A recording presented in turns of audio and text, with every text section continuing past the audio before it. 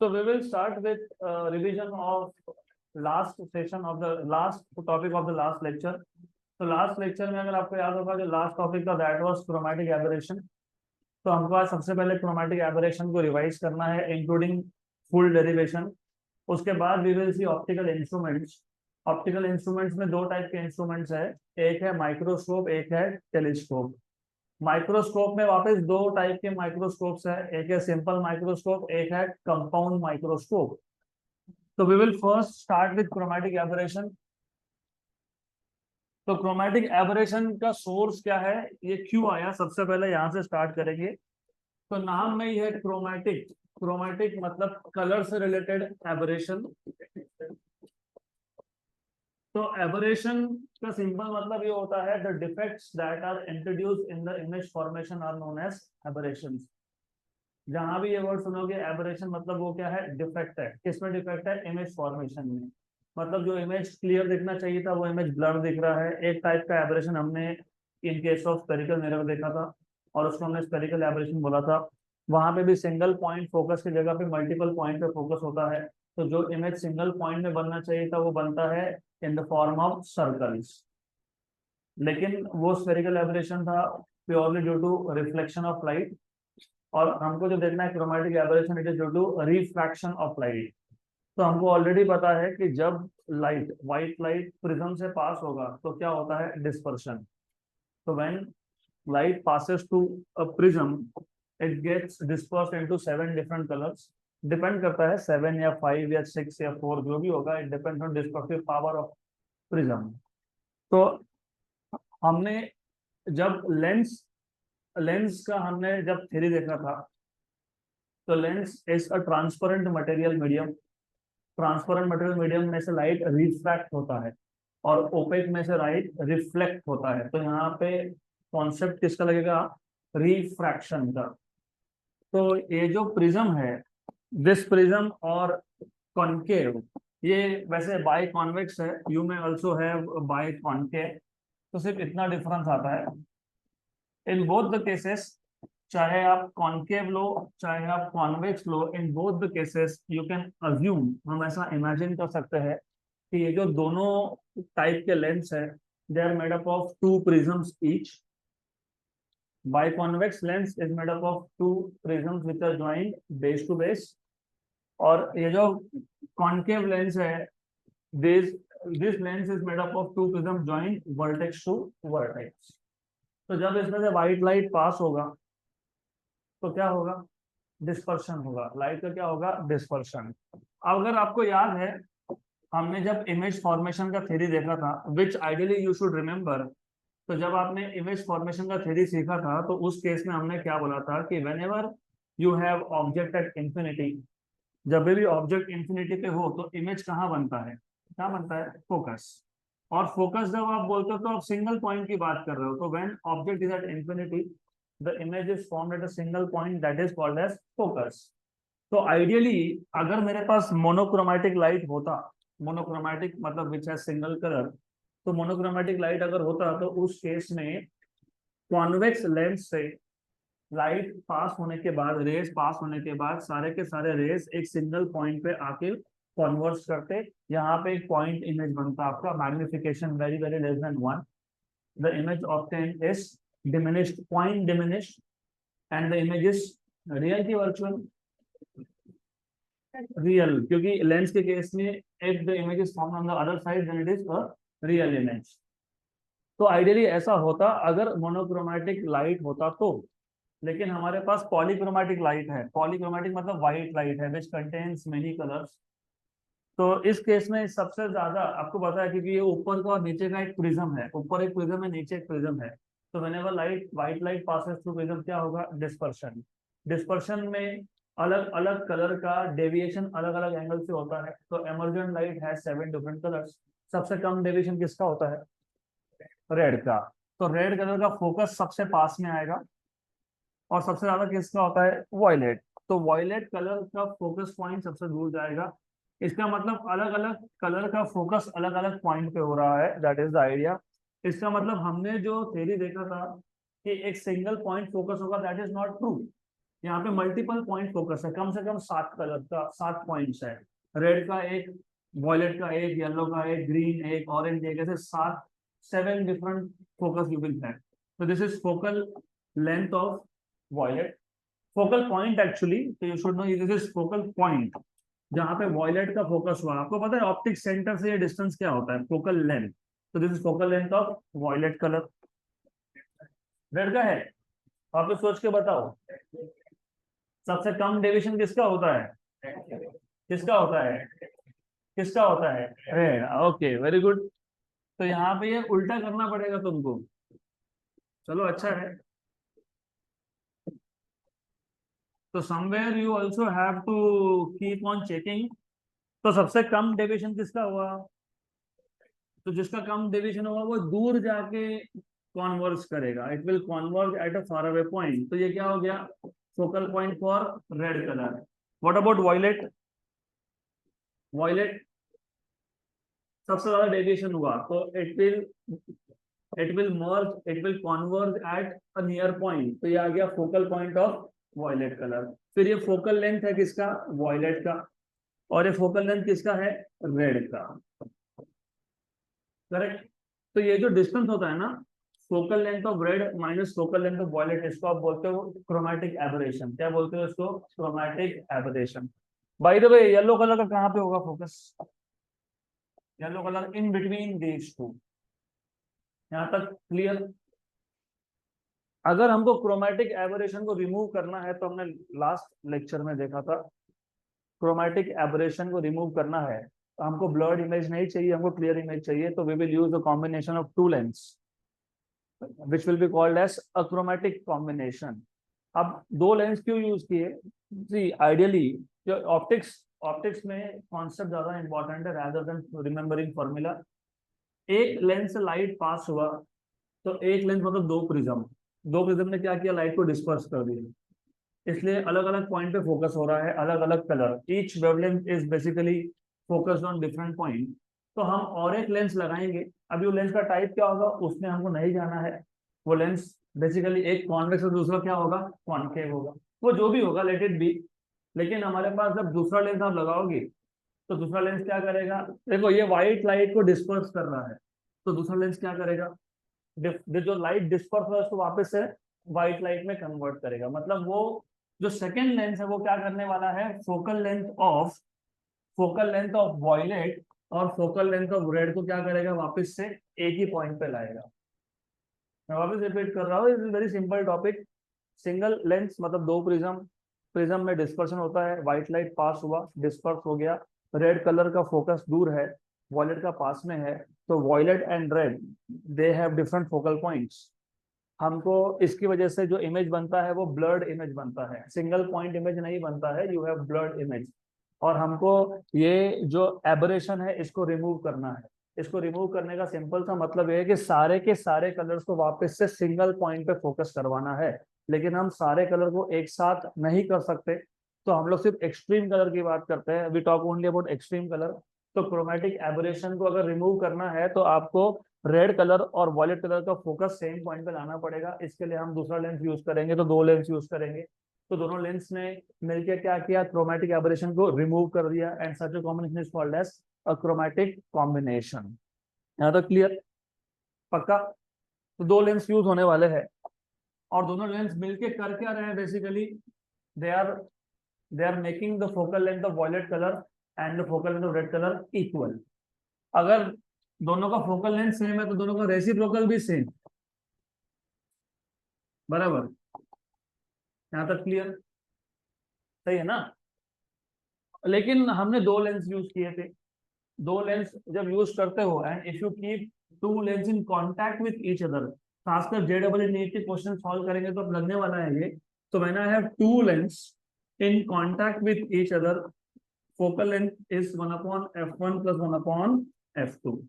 दोनों लेंस मिलके एक सिंगल लेंस बन जाएगा। तो सिंगल लेंस का जो फोकल लेंथ है that is given by 1/f equal to 1/f1 plus 1/f2। ये क्राइटेरिया, ये कंडीशन स्ट्रिक्टली तब एप्लीकेबल है when the two lens are in contact. If the two lens are separated by some distance d, तो उसमें आता है d upon f1 into f2. So if you have two lengths which are separated by some distance, in that case, focal length of combination of lengths is 1 by f1 plus 1 by f2 minus d upon f1 into f2. लेकिन फिलहाल हम बोल रहे हैं that the two lengths are in contact. तो 1 by f1 plus 1 by f2. d की value 0 हो गई. d was the distance between optic center of the two lengths. अब ये जो इक्वेशन नंबर 2 है, ये हमको यहाँ यूज करना है. 1 upon f is 1 by f1 plus 1 by f2. और यहाँ पे लेफ्ट हैंड साइड पे क्या है 1 अपॉन fv, यहाँ पे क्या है 1 अपॉन fr. तो मैं ऐसा लिख सकता हूँ लेफ्ट हैंड साइड पे 1 upon f1v plus 1 upon f2v equal to 1 upon f1r plus 1 upon f2r. ये दो टर्म्स क्यों आई, यहाँ से आई क्योंकि आपके पास क्या था, दो लेंस थे. That is why you have two terms on left hand side and two terms on right hand side. लेकिन हमको पता है lens maker equation 1 upon f आपको कहां से मिलता है, लेंस मेकर इक्वेशन से. So from lens maker equation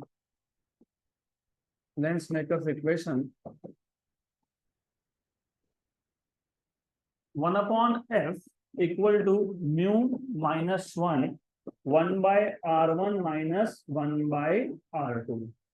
Actually होता है mu2 by mu1, where mu2 is refractive index of prism and mu1 is refractive index of surrounding. हमने यहाँ पे सराउंडिंग में क्या लिया, एयर. तो प्रिज्म का रिफ्रैक्टिव इंडेक्स कितना आ गया, म्यू. तो क्या आ जाएगा mu minus 1 by r1 minus 1 by r2. हमारे पास दो लेंस है तो दो इक्वेशन बनेंगे. पहले लेंस का इक्वेशन क्या बनेगा, यहाँ पे 1, यहाँ पे 1 और यहाँ पे 1. और दूसरे का क्या बनेगा, सेम, सिर्फ जहां पे 1 दिख रहा है वहां पे क्या होगा 2. तो for second lens you will have 1 by f2 mu2 minus 1 और यहाँ पे भी आएगा 2. ये जो रेडियस r1 है यहाँ पे, this r1 is radius of first surface of first lens. This radius r2 is radius of second surface of first lens. यहाँ पे जो ये r1 लिखा है आपने, this is radius of first surface of second lens. और ये जो r2 है, this is radius of second surface of second lens. But जब भी व्हाइट लाइट लेंस से पास होगा और अगर लेंस को तुमने प्रिज्म अज्यूम करके रखा है, तो according to, if you remember, according to dispersion of light हमने देखा था, हर एक प्रिज्म के लिए refractive index for each colour is different. सिर्फ रिफ्रैक्टिव इंडेक्स अलग होगा, r1 r2 की वैल्यू अलग होगी. ऐसा तो मैंने कल बताया भी था आपको. ऐसा तो नहीं हो सकता ना कि with colour shape of prism, shape of lenses changing. ऐसा होता है क्या, लेंस ने देखा रेड कलर आ रहा है, ओ शेप चेंज करो, ऐसा नहीं होता ना. तो r1 और r2 क्या है, फिक्स है, पहले लेंस का भी और दूसरे लेंस का भी. r1 और r2 क्या है, कांस्टेंट है. तो 1 by r1 minus 1 by r2 भी क्या है, कांस्टेंट है. उसको हमने क्या नाम दिया था, याद है, k. तो हमने क्या किया था, हमारा काम थोड़ा सिंपल करने के लिए what we have done is, ये जो 1 by r1 minus 1 by r2, इसको क्या बोला था मैंने, k. और अगर ये पहले लेंस के लिए तो क्या लिखोगे, k1, और दूसरे के लिए तो क्या लिखोगे, k2.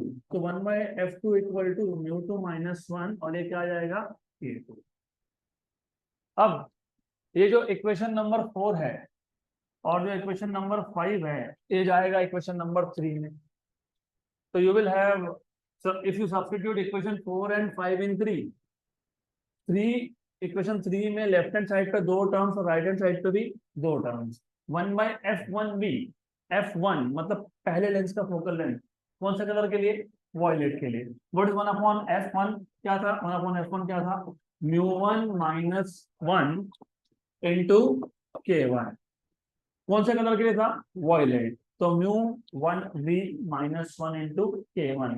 k1v मत लिखना क्योंकि मैंने अभी बताया आपको, k1 is constant, it does not change with color. दूसरा टर्म क्या था, 1 upon f2v. तो यहाँ पे क्या लिखोगे, mu2v minus 1 into k2. Right hand side पे था 1 upon f1r तो क्या लिखोगे, mu one are minus one k one और plus mu two are minus one k two. इसके बाद हमने जिसमें के वन है उसको लेफ्ट साइड में, जिसमें के टू उसको राइट साइड में शिफ्ट कर दिया। तो क्या आ गया, mu one we minus one k one minus mu one are minus one k one equal to mu two are minus one k two minus minus mu two we minus one k two. K one common, k one common आ गया तो आपके पास बच गया mu one we minus one minus mu one are minus minus plus equal to k two common आ गया mu two are minus one minus mu two we minus minus plus one. तो लेफ्ट हैंड साइड पे minus one plus one cancel, यहाँ पे भी minus one plus one cancel.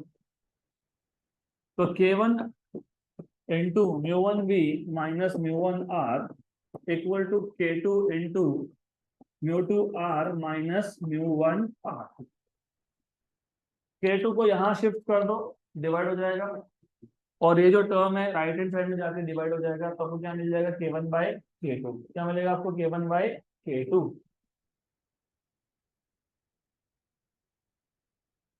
के one by के to क्या मिलेगा, के वन बाय के टू बताओ।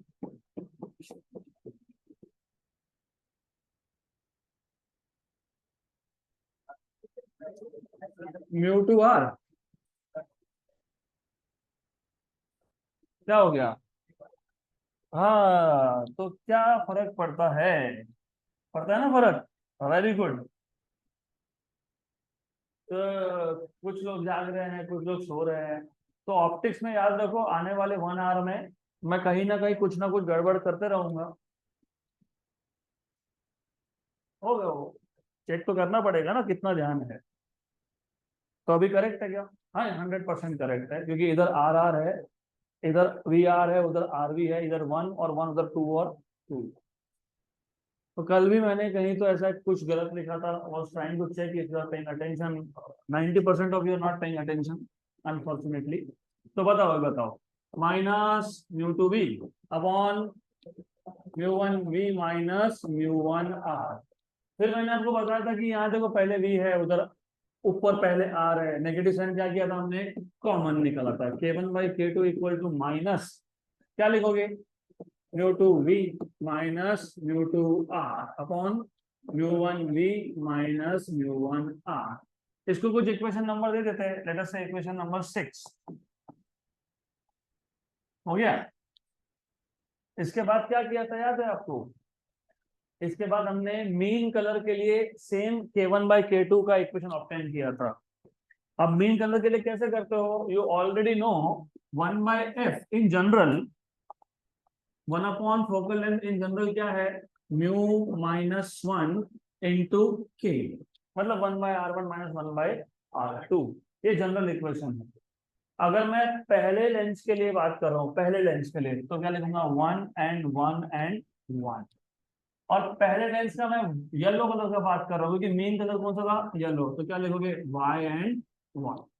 सिमिलरली सेकंड के लिए क्या करोगे, 1 upon f two y equal to mu two Y minus one into a two. उसके बाद इन दोनों इक्वेशन को क्या किया था तुमने, डिवाइड। क्यों डिवाइड किया था, मैंने बताया था इक्वेशन 6 का लेफ्ट हैंड साइड कौन है, k1 बाय k2। तो आपको k1 बाय k2 का और एक इक्वेशन चाहिए, तो इन दोनों को डिवाइड कर दो। तो divide equation number 7 by equation number 8। Very simple, too simple. 1 upon f1 y upon 1 upon f2 y equal to mu mu 1 y minus 1 k1 upon upon mu 2 y minus 1 k2। ये term को यहाँ पे left hand side के numerator में और इसको left hand side के denominator में। बाय द वे डिनोमिनेटर का डिनोमिनेटर कहाँ जाता है, तो क्या आ जाएगा, f2y अपॉन f1y। ये ऐसा हो गया और ये भी साथ में आ गया, तो mu two Y minus one upon mu one Y minus one equal to k1 upon k2। Equation number 9। Equation number 9 कहाँ सब्स्टिट्यूट करोगे? इक्वेशन नंबर 6 में। गुड, पक्का? तो सब्स्टिट्यूट करो। तो from equation number which and which, from equation number 6 and 9, k1 by k2 क्या है? k1 by k2 f2y into mu two Y minus one upon f1y into mu one Y minus one equal to, अभी गलती बिल्कुल करना नहीं, mu two we, बराबर ना? बराबर है ना? बराबर है, minus mu two are upon mu one we minus mu one R. अब ये f2y अपॉन f1y को एज इट इज रखा, यहाँ पे mu two Y minus one numerator में था, तो राइट साइड में जाके क्या होगा? डिनोमिनेटर में जाएगा, डिवाइड होगा, तो माइनस को तो पहले बाहर रख दिया, ये आ गया mu two we minus mu two R, और ये mu one we minus mu one R. ये जो टर्म था mu two Y minus one divide हो गया, और ये mu one Y minus one क्या होगा? मल्टीप्लाई। न्यूमरेटर कहाँ जाता है? डिनोमिनेटर के डिनोमिनेटर में, तो यहाँ पे आ गया। Good, what was formula for dispersive power? क्या था डिस्पर्सिव पावर का formula? Mu v minus mu R upon mu y minus one. तो ये क्या है? Mu two b minus mu two are upon mu two Y minus one. तो किसका dispersive power है? सेकेंड लेंस का, तो क्या आएगा? Omega two. और mu one we minus mu one R upon mu one Y minus one किसका है? पहले लेंस का, तो ओमेगा वन। तो ये आ गया ओमेगा वन। तो अगर आपको क्रोमैटिक एबरेशन को रिमूव करना है, तो आपको ऐसे दो लेंस यूज करने हैं, for which focal length of second lens upon focal length of first lens is equal to minus omega two upon omega one. तो फोकल लेंथ का रेशियो और डिस्पर्सिव पावर का रेशियो क्या होना चाहिए? सेम होना चाहिए। अब माइनस साइन क्यों आया? सिर्फ इसके लिए आया क्योंकि पहले लेंस ने डिस्पर्स किया और दूसरे लेंस ने उसका उल्टा काम किया। क्या किया? वापस से जो अलग अलग कलर्स थे वापस से क्या बना दिया? व्हाइट लाइट में कन्वर्ट कर दिया। That is why you have negative there. So negative sign just indicates that the first lens is producing dispersion while the other lens is doing opposite of that. मतलब disperse light को वापस क्या कर रहा है? वो combine कर रहा है into white light। तो यहाँ तक हमने कल देखा था। तो I hope it is now very clear. And now just to tell you, इसका derivation ज्यादा जगह पे पूछा नहीं जाता है। It is not that important from perspective of your state board exams. लेकिन क्योंकि सिलेबस में है तो मुझे तो पढ़ाना था, तो I have done my job. You have to know this, it is not very important. इसके बाद के जो अभी 3 टॉपिक बाकी है, एक्चुअली 2 टॉपिक है, पहले टॉपिक में 2 सब टॉपिक है और उसके बाद एक टॉपिक है। तो now we will start with optical instruments. Optical instruments मतलब क्या? ऑप्टिकल इंस्ट्रूमेंट्स मतलब ऐसे इंस्ट्रूमेंट्स जो लेंस यूज करते हैं। तो ऐसे 2 टाइप के इंस्ट्रूमेंट्स है। एक है माइक्रोस्कोप। माइक्रोस्कोप क्या काम करता है? बहुत छोटे ऑब्जेक्ट्स को मैग्नीफाई करके इमेज प्रोड्यूस करता है।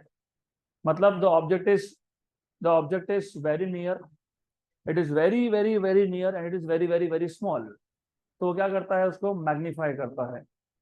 और दूसरा टाइप का ऑप्टिकल इंस्ट्रूमेंट है टेलीस्कोप, जिस केस में ऑब्जेक्ट बहुत बड़ा है लेकिन बहुत दूर है। तो पहले केस में ऑब्जेक्ट बहुत छोटा है और बहुत पास में है। क्योंकि बहुत छोटा है तो you can not see with your naked eyes, you have to use some kind of lens. और दूसरा केस जो है टेलीस्कोप का, उस केस में ऑब्जेक्ट बहुत बड़ा है। फॉर एग्जांपल टेलीस्कोप आप कहाँ यूज करोगे? मून को देखने के लिए, प्लैनेट्स को देखने के लिए।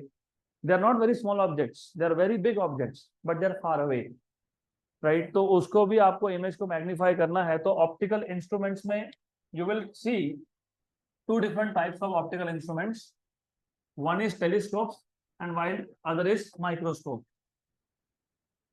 तो सबसे पहले हम लोग देखेंगे माइक्रोस्कोप। माइक्रोस्कोप में वापस से दो टाइप है, एक है सिंपल माइक्रोस्कोप। सिंपल माइक्रोस्कोप मोर और लेस आप सबने कहीं ना कहीं यूज किया होगा।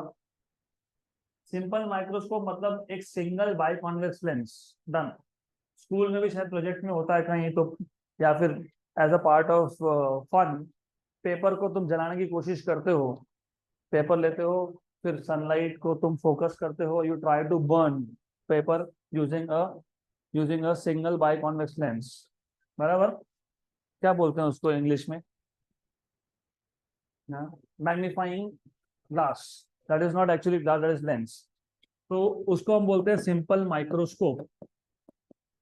बहुत इंटरेस्टिंग टॉपिक है, प्रोवाइडेड वापस से बात हुई है कि आपके कॉन्सेप्ट क्लियर चाहिए। उसके बाद एक आता है कंपाउंड माइक्रोस्कोप, वो कहाँ यूज होगा वो देखते हैं।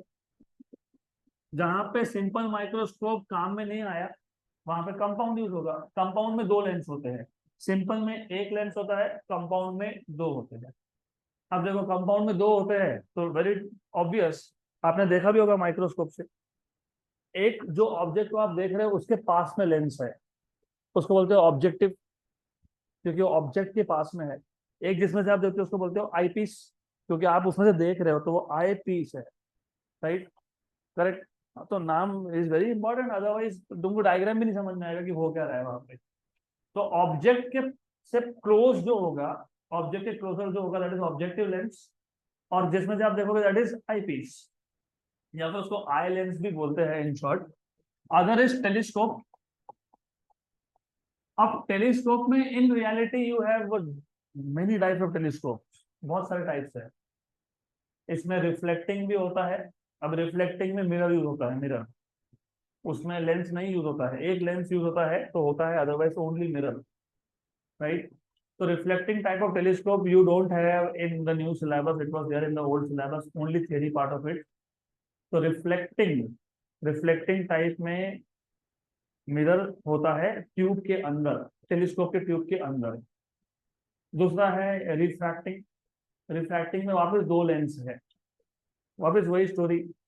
अगर आप किसी स्टार को देख रहे हो तो आप टेलीस्कोप से देखते हो, तो जो लेंस स्टार के पास में है दैट इज ऑब्जेक्टिव, जिसमें जो तुम देख रहे हो that is eyepiece. Difference सिर्फ इतना है, ये याद रखना, इंपॉर्टेंट है, मैं बाद में बताऊंगा। कंपाउंड माइक्रोस्कोप में रिमेंबर, जो लेंस छोटा है, ऑब्जेक्टिव लेंस छोटा है, किसमें? कंपाउंड माइक्रोस्कोप में। टेलीस्कोप में ऑब्जेक्टिव लेंस बड़ा है, कंपाउंड माइक्रोस्कोप में आई पीस बड़ा है, तो टेलीस्कोप में आई पीस छोटा है। ऐसा क्यों वो बाद में देखेंगे। तो let us first start with simple microscope. तो माइक्रोस्कोप में सबसे पहले हमको देखना है सिंपल माइक्रोस्कोप, और आइडिया ये है कि सिंपल माइक्रोस्कोप हो या फिर कंपाउंड माइक्रोस्कोप हो, हमको फाइंड करना है magnifying power of microscope. Magnifying power का सिंपल सा मतलब ये होता है कि अगर मेरे पास एक ऑब्जेक्ट है, सपोज उसका उसका साइज होगा 10 सेंटीमीटर फॉर एग्जाम्पल, तो इमेज का साइज क्या होगा? मैग्नीफाइड होगा, इसलिए तो यूज करते हो ना, इमेज इज मैग्नीफाइड, इमेज बड़ा बनता है, object is very small and the image so formed is very large, बराबर। तो compare to object size, image size कितना बड़ा है उसको क्या बोलोगे? Magnifying power. I will repeat again, ultimately microscope या टेलीस्कोप क्यों यूज करोगे? क्योंकि जो ऑब्जेक्ट है उसका हमको एनलार्ज इमेज चाहिए, बड़ा इमेज चाहिए। तो इमेज का size compare to object size कितना बड़ा है उसको क्या बोलते हो? Magnifying power. इसी को तुम मैग्निफिकेशन भी बोलते हो, याद है क्या? नहीं याद? Image size upon object size, बराबर। तो magnifying power is nothing but magnification. मैं वापस रिपीट कर रहा हूँ, जब जब तुम लेंस का थ्योरी हमने स्टार्ट किया था, तो लेंस के थ्योरी में या even for case of mirror हमने मैग्निफिकेशन नाम का एक पैरामीटर डिफाइन किया था, which was the ratio of image size upon object size, size of image upon size of object. मैंने आपको उसका मतलब भी बताया था कि when m is very very less than 1, मतलब magnification is very very less than 1, मतलब image size is very very less compare to object size. Object कितना भी बड़ा हो, image is only a point, बराबर, उसको बोलते हो तुम पॉइंट डिमिनिश। फिर m लेस देन 1, मतलब image size is less than object size. Object का साइज बड़ा है, for example 10 centimetre is object size, image size only 5 centimetre may be, 6 centimetre में भी। फिर एक केस था वेर m इक्वल टू 1, मतलब image size upon object size equal to 1, मतलब image size equal to object size. उसके बाद आया था n ग्रेटर देन 1, जिसको आप बोलते हो मैग्नीफाइड इमेज। याद है क्या? वो तो लगने वाला है, अभी पूरा रिपीट करना पड़ेगा मुझे, बिकॉज वो नहीं समझा तो तुमको ये समझ में याद नहीं रहेगा, एक बार समझ में आ जाएगा फिर भूल जाओगे। तो you have to remember all this.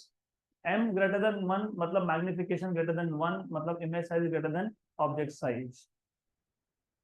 तो सिंपल माइक्रोस्कोप हो या कंपाउंड माइक्रोस्कोप हो, दोनों ही टॉपिक में हमारा एम है टू फाइंड आउट मैग्निफिकेशन। लेकिन यहाँ पे मैग्निफिकेशन को मैग्निफिकेशन नहीं बोलते, क्या बोलते हैं? Magnifying power.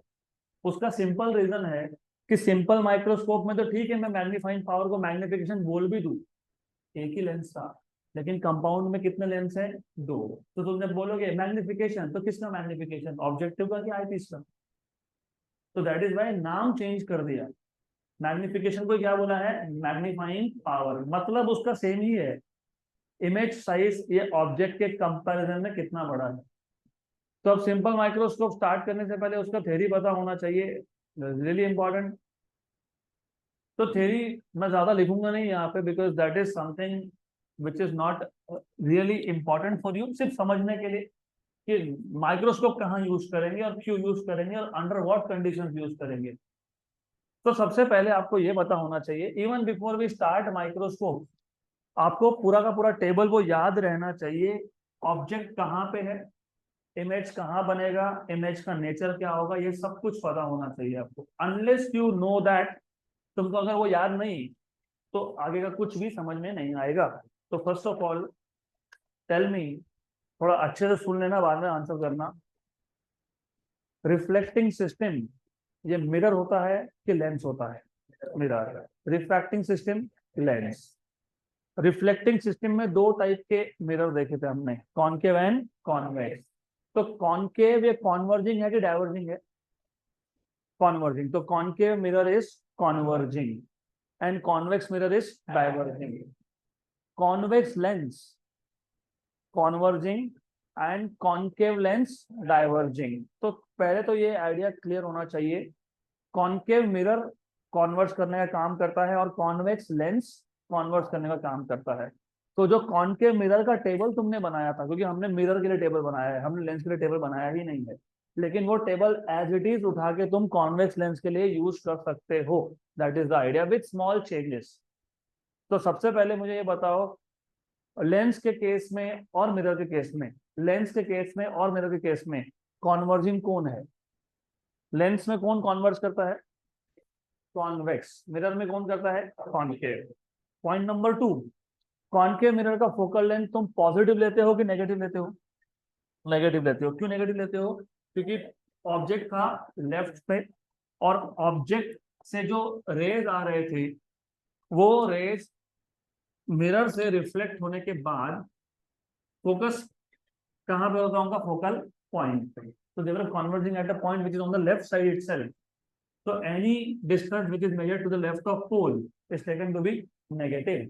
तो कॉनकेव मिरर जो कॉन्वर्जिंग मिरर है, उसका फोकल लेंथ नेगेटिव है कि पॉजिटिव है? नेगेटिव है कि पॉजिटिव है? नेगेटिव है कि पॉजिटिव है? नेगेटिव है या पॉजिटिव है? जोर से बताओ। नेगेटिव है। क्यों नेगेटिव है? क्योंकि वो लेफ्ट में आया, इसके लिए। और मेरे पास अगर एक इमेजिन एक कॉन्वेक्स लेंस है, हम ऑब्जेक्ट को हमेशा बाय डिफॉल्ट कहाँ रखते हैं? लेफ्ट साइड में। तो यहाँ से पैरेलल रेज आए और रिफ्रैक्ट होने के बाद वो एक पॉइंट पे कॉन्वर्ज हो गए, और वो पॉइंट लेफ्ट में है कि राइट में है? राइट में है। तो फोकल लेंथ पॉजिटिव होगा कि नेगेटिव होगा? तो कॉन्वेक्स लेंस का फोकल लेंथ हमेशा क्या लोगे? Positive. By sign convention it is positive. और कॉनकेव लेंस का क्या होगा? नेगेटिव। कॉन्वेक्स का पॉजिटिव, कॉन्वेक्स लेंस का focal length positive, concave lens का नेगेटिव। कॉन्वेक्स लेंस का पॉजिटिव, और कॉन्केव का नेगेटिव। ये तुमने इसलिए किया because the object was kept to the left. J double E में, खासकर जे डबल ई में कभी कभी उल्टा देते हैं, जानबूझ के उल्टा देते हैं तुमको कंफ्यूज करने के लिए। अब बताओ कि कॉन्वेक्स लेंस इस केस में फोकल लेंथ पॉजिटिव होगा कि नेगेटिव होगा? नेगेटिव होगा। तो वो डिपेंड करता है कि क्वेश्चन कैसे दिया है। तो जानबूझ के जेडबल एग्जाम में उल्टा कर देंगे, डायग्राम दे देंगे फ्रॉम द गिवन डायग्राम। अब तुम जब क्वेश्चन सॉल्व करोगे तो तुमको ये पता होना चाहिए कि यहाँ पे फोकल लेंथ नेगेटिव लेना है और ऑब्जेक्ट डिस्टेंस पॉजिटिव लेना है, क्योंकि ऑब्जेक्ट कहाँ पे है? राइट में है, नहीं तो आंसर आएगा नहीं। सिंपल। अब तो कॉनकेव मिरर और कॉन्वेक्स लेंस, इन दोनों का जो टेबल था इमेज फॉर्मेशन का, वो एग्जैक्टली सेम है। Object at infinity, image at focus, बराबर। Nature of image was real, inverted and point diminished. सिर्फ real image for mirror is form on the same side and for lens is form on the other side, ये याद रखना। उसके बाद अगर आपको याद है तो टोटल कॉन्केव मिरर में 6 केसेस थे, तो कॉन्वेक्स लेंस में भी कितने केस होंगे? 6 होंगे। कॉन्केव मिरर में 6 में से पहले 5 रियल इमेज के थे और आखिरी का है वर्चुअल। तो कॉन्वेक्स लेंस में भी सेम होगा। तो कॉन्वेक्स लेंस में भी क्या होगा? 5 cases of real image and 1 case of virtual. जो 1 केस ऑफ वर्चुअल था, virtual image in case of concave mirror was virtual erect and magnified. तो यहाँ पे भी in case of convex lens, तो दोनों लेंस मिला के, कॉन्वेक्स एंड कॉन्केव लेंस मिला के टोटल 5 बार रियल इमेज बनता है और 3 बार वर्चुअल। और वर्चुअल इमेज एक ही बार मैग्निफाइड होता है, कौन से केस में? कॉन्वेक्स लेंस के केस में, when the object is kept between pole and focus. यहाँ पे ऑप्टिक सेंटर एंड फोकस, बराबर, पक्का। तो अगर मुझे वर्चुअल इमेज मैग्नीफाइड चाहिए, वर्चुअल इमेज अगर मैग्नीफाइड चाहिए लेंस के केस में, तो ऑब्जेक्ट को कहाँ रखोगे? ऑप्टिक सेंटर और फोकस के बीच में। और इमेज कौन सा बनेगा? Virtual and erect. Virtual image for lens is on the same side और the other side same side. तो अभी दिमाग में रखो। अब हम लोग माइक्रोस्कोप का पहले तो बेसिक थ्योरी हमको देखना पड़ेगा कि माइक्रोस्कोप क्यों यूज करना है। This is the basic question की यूज तो करना है, ठीक है, क्यों यूज करना है? देखो इसके लिए करना है क्योंकि किसी भी ऑब्जेक्ट का साइज, एपरेंट मतलब as it appears to you. मैंने पहले भी बोला है, एपरेंट मतलब as it appears, that is not real size. For example, plane को तुम जब देखते हो तो तुमको बहुत छोटा दिखता है वो, हाँ, पर वो रियली में छोटा तो नहीं है, वो बहुत बड़ा है, राइट। तो apparent size of any object depends on what parameter?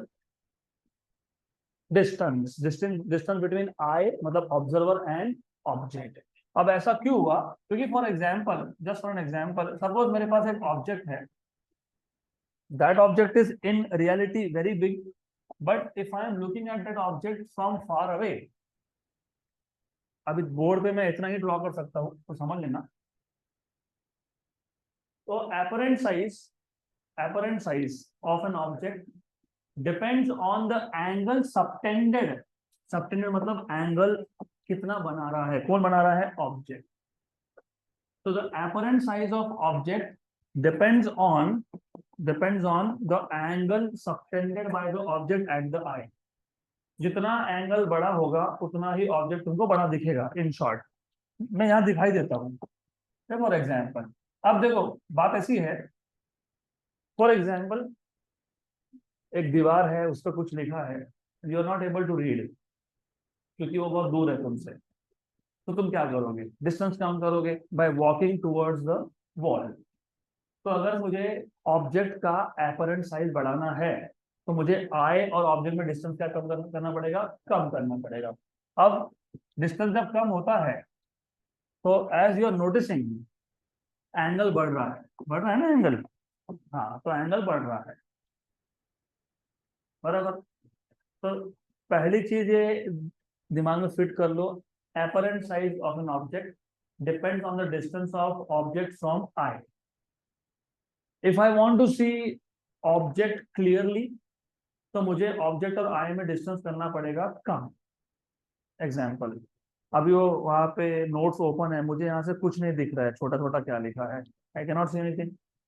तो what I will do is I will take that notes and keep on bringing closer to my eye. जितना पास में आएगा उतना ही वो लेजिबल होगा. लेजिबल मतलब readable, I can read it. But problem ये है कि आप ऑब्जेक्ट को ज्यादा पास में ला नहीं सकते. लाके देखो क्या होता है, बताओ. Do it now. क्या होता है, पहले तो क्लियरिटी बढ़ रहा था, बढ़ रहा था, बढ़ रहा था, फिर एक डिस्टेंस के बाद your eye start getting strained and the image again becomes blurred. तो एक एक सर्टेन डिस्टेंस है up to which you can bring the object closer. उससे और कम डिस्टेंस किया तुमने तो आंखों पे स्ट्रेन पड़ेगा, वो तो होगा ही. That will lead to headache also basically. And that is why जिसका मोबाइल फोन का यूज ज्यादा है, you will always have this problem of headache. होता ही है, दिन भर ऐसा लेके बैठोगे तो प्रॉब्लम होने ही वाला है ना. Right. Of course rays coming from the display is also not, they are actually very harmful. But अब imagine I have something written. For example, वो एक कीचेन आता था जिसपे राइस के दाने पे नाम लिखा के लाते थे खुद का. तो I just wanted to read कि क्या लिखा है. तो मैं उसको पास में लाते गया, इज नॉट क्लियर. मैं और पास में लाया, नॉट क्लियर. मैं और पास में लाया, फिर तो दिख ही नहीं रहा है, क्योंकि एक सर्टेन डिस्टेंस से कम डिस्टेंस तुम कर नहीं सकते. तो बाय द वे, उस डिस्टेंस को बोलते हो डीडीवी. क्या बोलते हैं? डीडीवी मतलब डिस्टेंस ऑफ डिस्टिंक्ट विजन. क्या बोलते हो? Distance of distinct vision. अब by definition the distance up to which the image of an object is seen clearly without straining your eye is known as distance of distinct vision.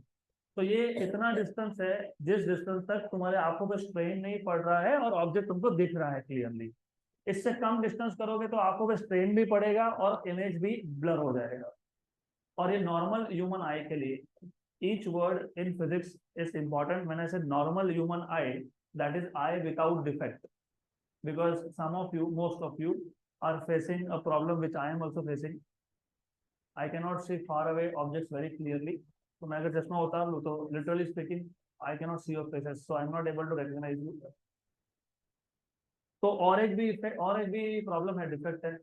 Short sightedness और long sightedness दो है ना, myopia and hypermetropia. तो मैं उनकी बात नहीं कर रहा हूँ, मैं बोल रहा हूँ नॉर्मल ह्यूमन आई, मतलब ह्यूमन आई विदाउट डिफेक्ट्स. उसके लिए जो डिस्टेंस होता है ये होता है 25 सेंटीमीटर. तो distance of distinct vision for a normal human eye is 25 centimetre. अब इसके आगे माइक्रोस्कोप का कहानी चालू होता है. यहाँ तक नॉर्मल बातें हैं ये सब.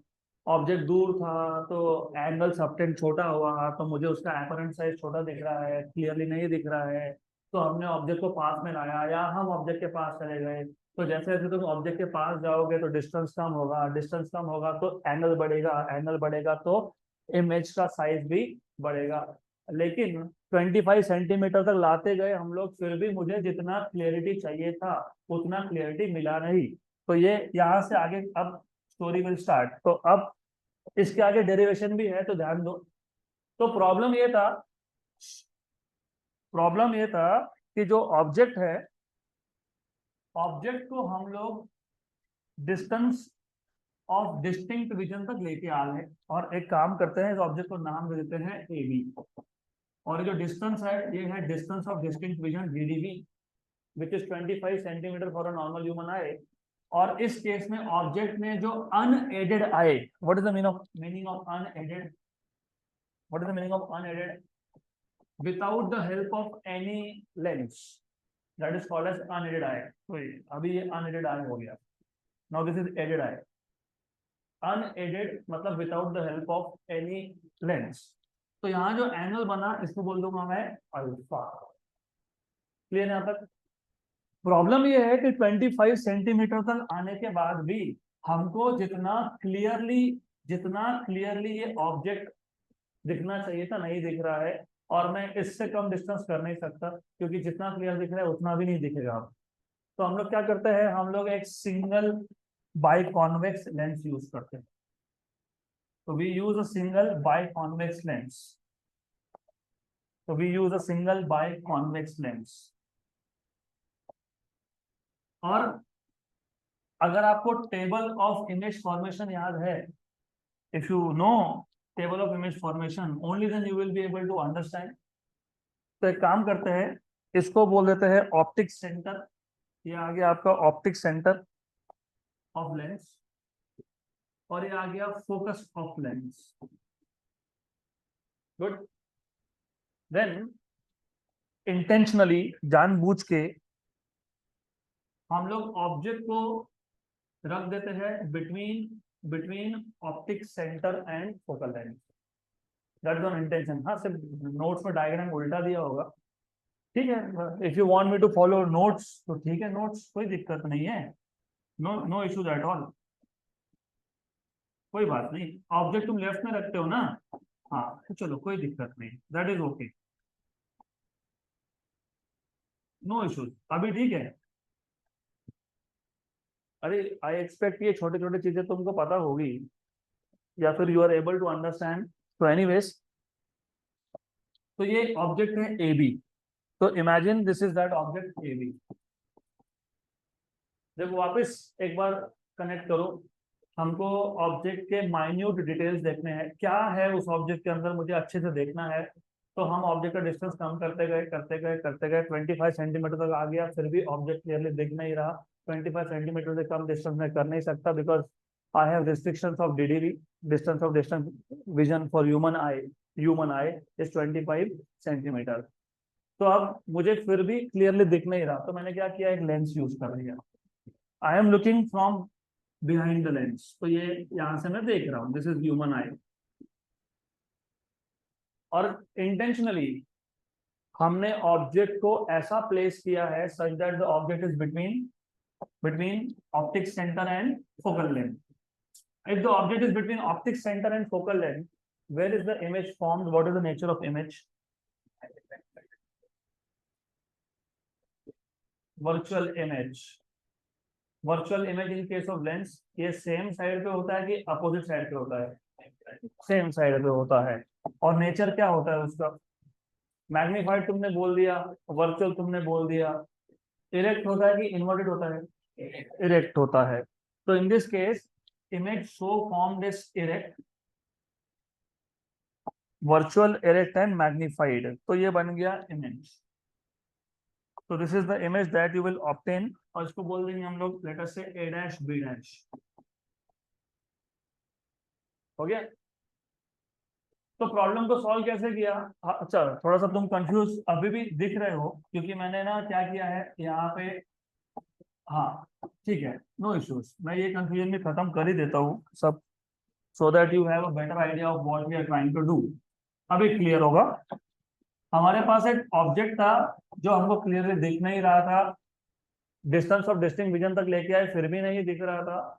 हमको इसको और मैग्नीफाई करने की जरूरत थी, हमने एक सिंपल बाइकॉन्वेक्स लेंस यूज कर दिया, single biconvex lens. It is used intentionally such that the object is between optic center and focal length।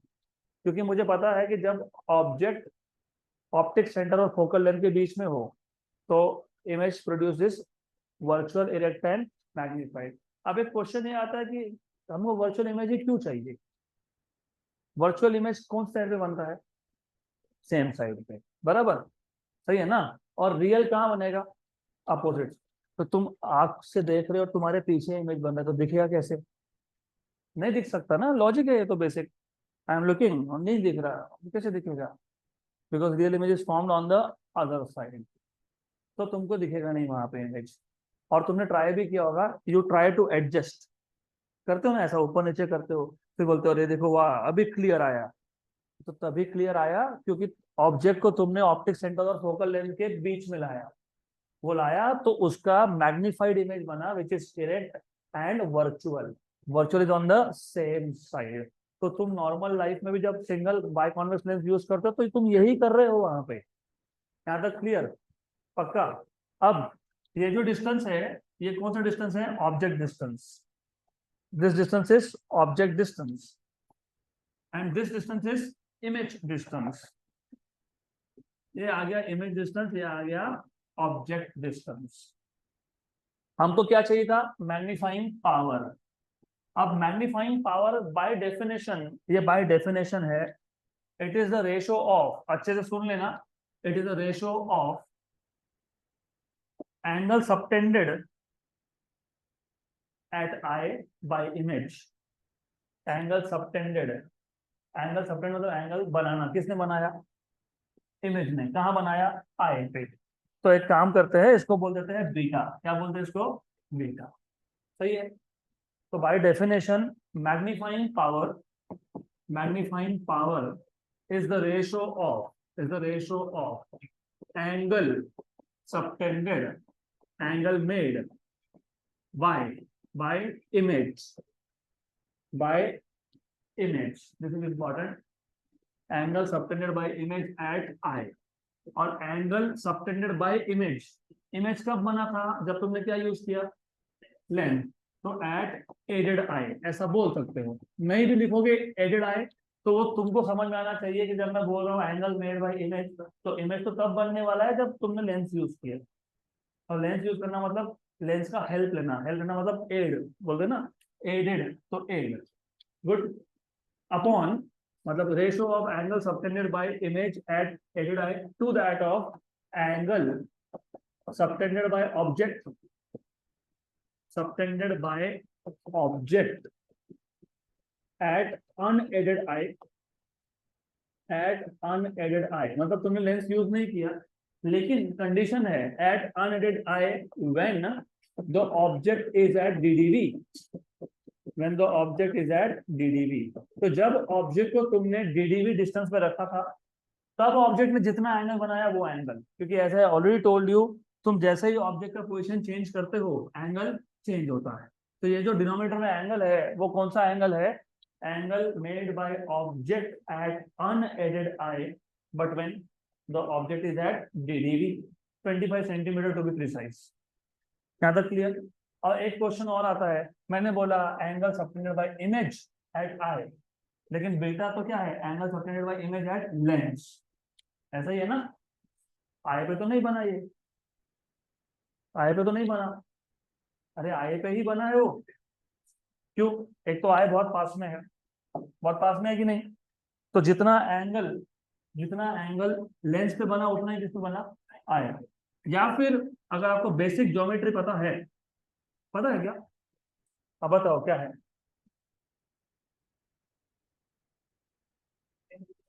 They are vertically opposite. अरे ये एंगल बीटा है तो ये एंगल कितना होगा? हाँ तो बस वही है. क्लियर? राइट? कुछ समझ में नहीं आएगा बाद में. फिजिक्स का प्रॉब्लम ही ये है, it is not only teachers effort that will matter, it is more about your own efforts that will matter. तुम ध्यान नहीं दोगे तो फिर I can not help you, me और एनीवन एल्स आल्सो. चलो ध्यान दो यहाँ पे, इतने अच्छे टॉपिक पे तुम अगर ऐसा करोगे तो आई कांट हेल्प इट. तो अभी बताओ मेरे को फॉर्मूला क्या था? Angle subtended by image, image ने कितना एंगल बनाया? बीटा. तो beta upon angle subtended by object at unaided eye when the object is at DDV. कितना एंगल था वो? अल्फा. तो बीटा बाय अल्फा, ये आ गया मैग्नीफाइंग पावर. अब हमको बीटा और अल्फा फाइंड करना है, सिंपल. अब बीटा और अल्फा मैं डायरेक्टली तो नहीं फाइंड कर सकता, लेकिन मैं टैन बीटा और टैन अल्फा फाइंड कर सकता हूँ. What is tan beta? What is tan beta? What is tan bye definition? ये बता दो. अपोजिट साइड अपॉन, तो अपोजिट कौन है? A dash B dash. अब बोलोगे ए डैश बी डैश क्यों? तो तुम ही बोल रहे हो एंगल सबटेंडेड बाय इमेज, तो एंगल कौन बना रहा है? इमेज की ऑब्जेक्ट इमेज. तो ये ए बी इमेज है कि A dash B dash image है? A dash B dash. बराबर. तो कौन सा ट्राइंगल लूंगा मैं? A dash B dash O. Opposite side कौन है? A dash B dash. Adjacent कौन है? O B dash. O B dash. बराबर. लेकिन मैं दूसरा ट्राइंगल भी तो यूज कर सकता था ना. ट्राइंगल ए बी ओ, तो इस यहां से क्या आएगा, ये A B upon O B, बराबर, पक्का। तो A dash B dash upon O B dash, what is O B dash, B, और A B upon O B, what is O B, u. ये आ गया tan बीटा। ये जो normal confusion है ना वो इधर ही क्लियर कर लो। मैंने ही बोला एंगल सबटेंडेड बाय इमेज, तो मैंने सिर्फ क्या लेना चाहिए था, ए डैश बी डैश, बराबर। अरे लेकिन वो वर्चुअल इमेज है, वो कहाँ बना तुमको समझ में थोड़ी आता, तुमको दिखता है सिर्फ, बना कहाँ तुमको कैसे पता। तो तुम भी डायरेक्टली फाइंड कर सकते हो क्या, नहीं कर सकते हो। लेकिन ऑब्जेक्ट कहाँ रखा तो तुमको ही पता है ना, तुमने ही रखा ना ऑब्जेक्ट। हाँ तो ये डायरेक्टली मिल सकता है, यस, मिल सकता है ना, यस। और ऑब्जेक्ट रियल ऑब्जेक्ट होता है, वो ऑब्जेक्ट इज रियल थिंग। तो can you measure what is the height of object A B, yes. तो हमको इक्वेशन ऐसे टर्म्स में लिखने होते हैं जो हम मेजर कर सके, तो हम क्या मेजर कर सकते हैं, ए बी और यू। और अगर बीटा एंगल स्मॉल हो, इफ बीटा इज स्मॉल, चलो ये भी हम लोग थोड़ा आज मैथ्स लगने ही वाला है आपको। आपको याद है अगर एंगल स्मॉल हो तो साइन थीटा क्या होता है, थीटा। कॉस थीटा क्या होता है, 1। For small angle sine theta is theta, cos theta is 1। What is tan theta, sine theta upon cos theta. और अगर एंगल स्मॉल हो तो sine theta is theta and cos theta is 1, तो tan theta is theta. तो for small angle what is tan beta, beta. So if beta is small, tan beta is approximately equal to beta. तो ये जो तुमने लिखा है tan beta equal to A B by U, तो beta equal to क्या आ जाएगा, A B by U, equation number 2, क्योंकि ये था इक्वेशन नंबर 1। क्लियर है तक। हमको क्या चाहिए, बीटा अपॉन अल्फा। बीटा मिल गया, बराबर, क्या रह गया, अल्फा। बताओ मेरे को tan अल्फा क्या आएगा यहाँ से, what is tan alpha, A B by D. तो tan alpha also, you will have a tan alpha equal to AB upon D. Similarly, if alpha is small, what will be tan alpha approximately alpha? तो alpha क्या आ जाएगा, A B upon D, equation number 3। तो from equation number 1, 2 and 3, equation number 2 और 3 कहाँ substitute करोगे, 1 में, क्योंकि तुमको क्या चाहिए था, मैग्नीफाइंग पावर। वो क्या था, बीटा अपॉन अल्फा, लेकिन बीटा क्या आया, ए बी अपॉन यू, और अल्फा क्या आया, A B by D. A B cancel. तो what is magnifying power of simple microscope, हाँ, डी बाय यू। तो आपको मिल गया ये magnifying power of simple microscope का formula, that is D upon u. Distance of distinct vision upon object, distance is magnifying power of simple microscope. अभी तक हम सिंपल में ही है, सिंगल लेंस में, दूसरा तो यूज नहीं किया, करेंगे बाद में। अब ये जो तुमने लेंस यूज किया था जिसको तुम सिंपल माइक्रोस्कोप बोल रहे हो, उसने क्या बना दिया, इमेज। क्या बनाया, इमेज। अब वापस से you have to know basics of image formation. तो जैसे ही मैं ऑब्जेक्ट के पोजीशन को चेंज करता हूं, वैसे कौन चेंज होता है, इमेज। और अगर आपको याद होगा, बहुत मस्ती करने लगे हो तुम, मैं 3-4 दिन से देख रहा हूं, ठीक है, बाद में बात करेंगे, I don't want to waste time here. If you remember, अगर ऑब्जेक्ट आप फोकस पे रखते हो, इमेज कहाँ बनता है, कहाँ बनता है, कहाँ बनता है, इंफिनिटी पे बनता है। कैसा बनता है, रियल एंड इन्वर्टेड। तो अगर मैंने ऑब्जेक्ट को उठा के सीधा फोकस पे रख दिया, तो इमेज कहाँ बनेगा, इंफिनिटी पे, इन्वर्टेड। और कहाँ बनेगा, उल्टे साइड पे। तो कौन सा इमेज है, रियल, मतलब सीधा सीधा पीछे शिफ्ट हो जाएगा। होगा ना, होगा ना, हमको तो ऐसा चाहिए नहीं, अगर वैसा हो तो दिखेगा नहीं, सही है। लेकिन हमने लेंस क्यों यूज किया था, क्योंकि हमको मैक्सिमम पॉसिबल मैग्नीफिकेशन चाहिए, जितना बड़ा तुम इमेज बना सकते हो उतना बड़ा। तो हम लोग क्या करते हैं, हम लोग ऐसा करते हैं, remember this is very important, हम लोग ऑब्जेक्ट को very near to focal point रखते हैं। जैसे फॉर एग्जांपल, अगर फोकल लेंथ 10 सेंटीमीटर है तो मैं ऑब्जेक्ट को 9.99 पर रख दूंगा, लेकिन 10 नहीं करूंगा, क्योंकि मैंने 10 किया तो क्या होगा, real inverted inverted image and form that infinity, उल्टे साइड पे बनेगा। लेकिन मैंने 10 नहीं किया ना, वैल्यू मैंने कितना किया, 9.9, 9.99। तो जब तक 10 नहीं हुआ, जब तक object distance equal to focal length नहीं हुआ, तब तक the image form is virtual and magnified. वो तो विदाउट लेंस की बात हो रही है ना। लेंस लेंस में तो हम ऑब्जेक्ट को देख ही नहीं रहे, हम इमेज देख रहे हैं। जितना बड़ा एंगल, सही बात है, उतना बड़ा perception apparent, that is without lens.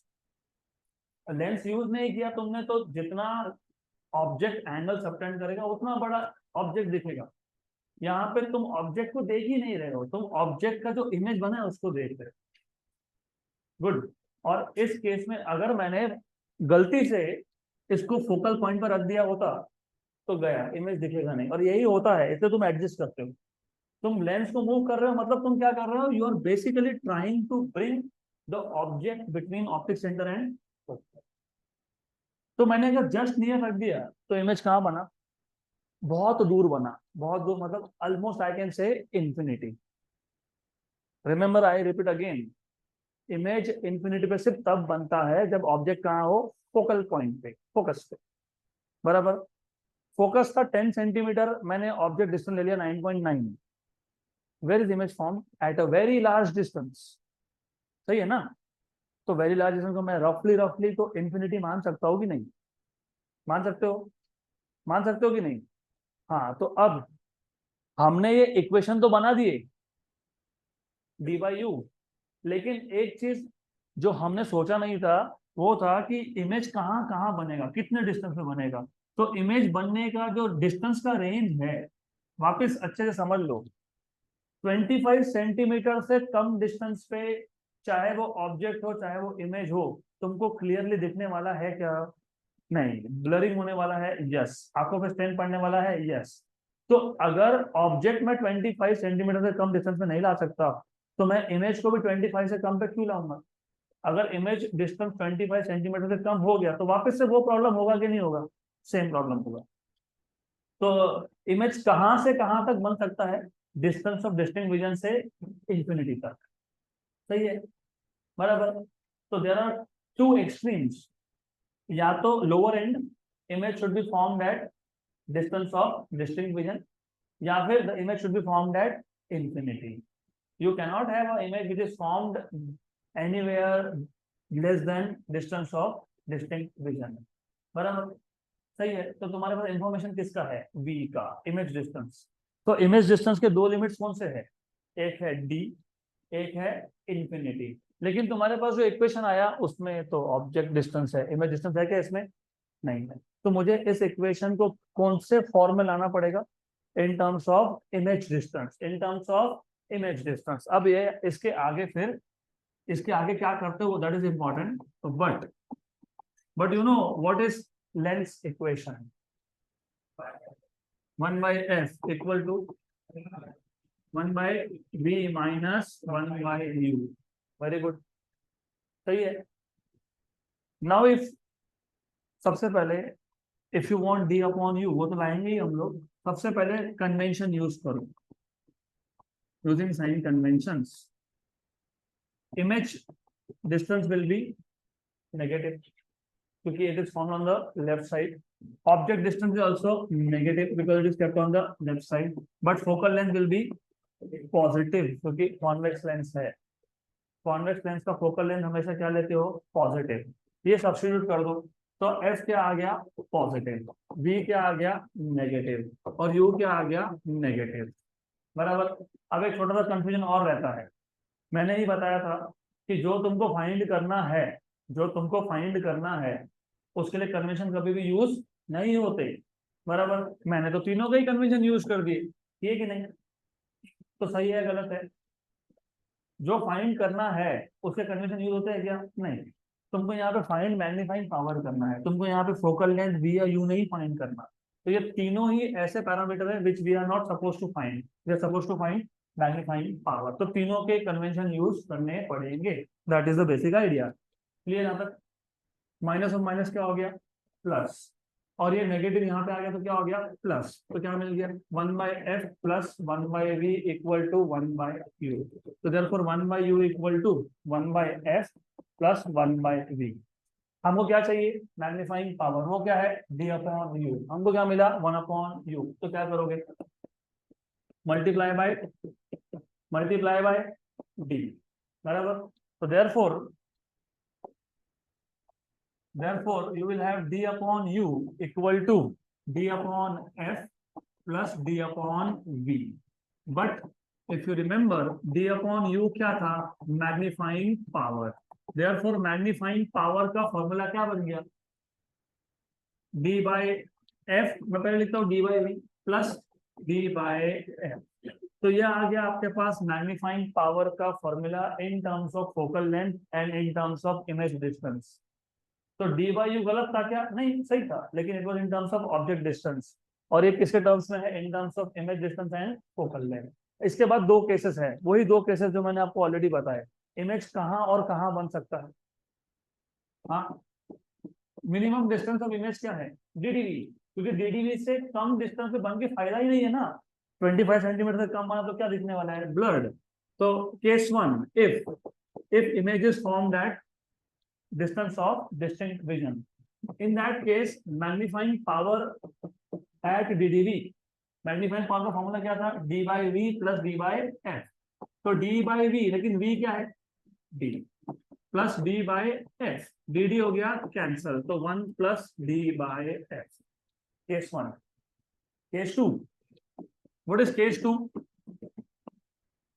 if image is formed at infinity, so in that case magnifying power when the image is formed at infinity is equal to d upon v, लेकिन v क्या है? infinity, तो d upon infinity plus d upon f। तो what is d upon infinity? 0। तो क्या बन जाएगा ये? d by f। तो magnifying power when the image is formed at more or less infinite distance is d upon f। यहाँ तक clear? Good.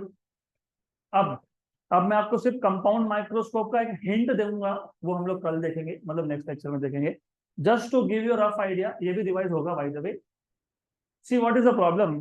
This is the maximum distance where image can be form, है ना? बराबर है ना? लेकिन फिर भी मुझे जितना मैग्निफिकेशन चाहिए नहीं मिल रहा है। तो पहला प्रॉब्लम क्या था कि हम ऑब्जेक्ट को पास में लाते गए, 25 सेंटीमीटर तक आया, मुझे जितना ऑब्जेक्ट के डिटेल्स देखने थे, जितना क्लियरली देखना था, नहीं दिखा। फिर एक लेंस लाया, single lens, that is simple microscope. Simple microscope में मैंने ऑब्जेक्ट को हर जगह पे रख के देखा, और जब इमेज लार्ज डिस्टेंस पे बना, उस केस में मैग्नीफाइंग पावर का फॉर्मूला क्या आ गया? क्या आया? d upon f। This was the maximum distance at which image can be formed. तो magnifying power at infinity is proportional to 1 upon f, क्योंकि d तो कांस्टेंट है। बराबर है ना? सही है। पर जितना मैग्नीफाइंग पावर मुझे चाहिए था फिर भी नहीं मिल रहा है, तो मैं क्या करूंगा? फिर फोकल लेंथ को क्या करूंगा? कम करूंगा, क्योंकि फोकल लेंथ और magnifying power are inversely proportional to each other. Focal length को कम करना मतलब पता है क्या होता है? देखो, ये लेंस था, इसका फोकल लेंथ ज्यादा है।